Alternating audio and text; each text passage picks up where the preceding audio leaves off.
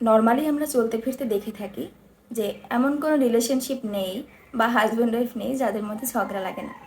এবং ঝগড়া লাগার কারণ কিন্তু সবসময় এক হয় না, এক একজনের কারণ এক এক রকম। কেউ সময় দিচ্ছে না এই জন্য ঝগড়া করে, কেউ ঠিকঠাক করে প্রায়োরিটি দিচ্ছে না এই জন্য ঝগড়া করে, কারোর দেখা যায় যে মেয়ে বন্ধু বান্ধব আছে, ছেলে বন্ধু বান্ধব আছে, এটার জন্য ঝগড়া করে, কেউ পড়াশোনা করছে না এটার জন্য ঝগড়া করে, কেউ পড়াশোনা বেশি করছে তাকে সময় দিচ্ছে না এই জন্য ঝগড়া করে, কেউ ক্যারিয়ার ওরিয়েন্টেড না এই জন্য ঝগড়া করে, কেউ বেশি ক্যারিয়ার ওরিয়েন্টেড তার দিকে কম তাকাচ্ছে এই জন্য ঝগড়া করে।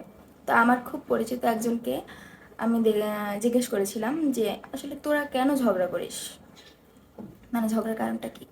তো ও বললো কি যে দিদি, আমি একটা জিনিস খেয়াল করেছি, আমাদের না কখনো সামনাসামনি ঝগড়া হয়নি, যতই মান অভিমান ঝগড়াঝাটি হয়েছে কিনা, মানে একবার চোখে দেখলাম তো মোটামুটি সব ঠিক হয়ে গেল, তোর ভাইয়েরটাও ঠিক হয়ে গেল, আমারও ঠিক হয়ে গেল।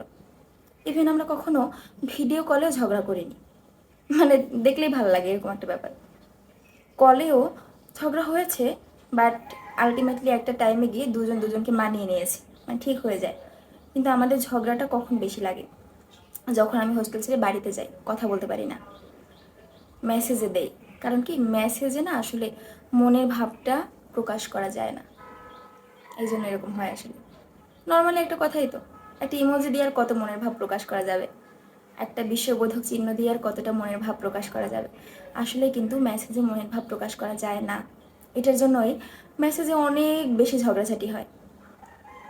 তাই আপনার যখন মনে হবে যে আমি এত মেসেজ দিচ্ছি, সারাদিন ভরে মেসেজ দিচ্ছি, তারপরেও রাগ করতেছে, কেন আমাকে বুঝতে চাইছে না, তখন 1 মিনিট কল দিন। 1 মিনিট কল দিলেই দেখবেন আপনি 3 দিন 4 দিন ধরে মেসেজে যেটা করতে পারবেন না, শুধুমাত্র 1 মিনিট কল দেওয়ার মাধ্যমে আপনি সেই সমাধানটা নিয়ে আসতে পারবেন।